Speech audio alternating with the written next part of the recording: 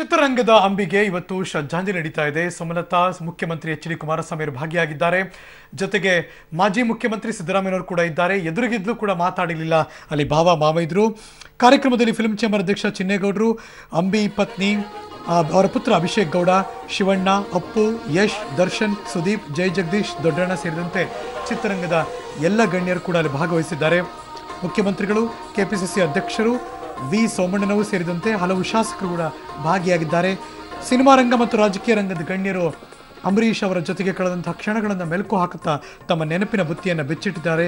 ಈ ಮೂಲಕ ಅಗಲಿದ ರೆಬಲ್ ಸ್ಟಾರ್ಗೆ ನುಡಿ ನಮನವನ್ನ ಸಲ್ಲಿಸುತ್ತಿದ್ದಾರೆ.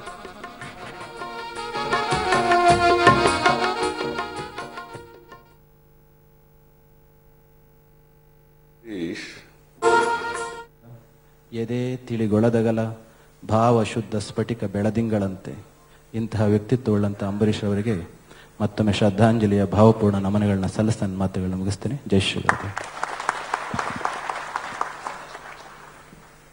ಪೂಜ್ಯ ಶ್ರೀಗಳಿಗೆ ನಮ್ಮ ಗೌರವದ ನಮನಗಳು. ಇನ್ನೀಗ ನಿಮ್ಮ ಮುಂದೆ ನೆನಪುಗಳ ನುಡಿ ನಮನವನ್ನ ಸಾಧ್ಯ ಮಾಡಿಕೊಡುವ ಸಲುವಾಗಿ ಶ್ರೀ ದಿನೇಶ್ ಗುಂಡೂರಾವ್ ಅವರು.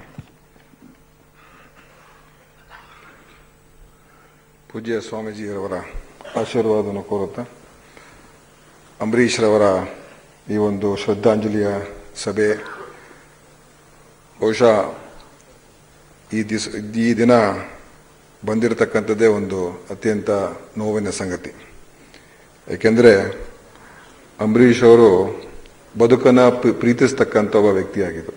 ಬದುಕಿಗಿಂತ ದೊಡ್ಡ ವ್ಯಕ್ತಿತ್ವ, ಲಾರ್ಜರ್ ದನ್ ಲೈಫ್ ಅಂತ ಏನು ಹೇಳ್ತಾರೆ, ಆ ರೀತಿಯಾಗಿ ಅಂಬರೀಷ್ ಅವರು ಒಂದು ಜೀವಕ್ಕಿಂತ ದೊಡ್ಡದಾಗಿ ಬೆಳೆದಿರ್ತಕ್ಕಂಥ ಒಂದು ವ್ಯಕ್ತಿತ್ವವನ್ನು ಬೆಳೆಸ್ಕೊಂಡಿದ್ರು.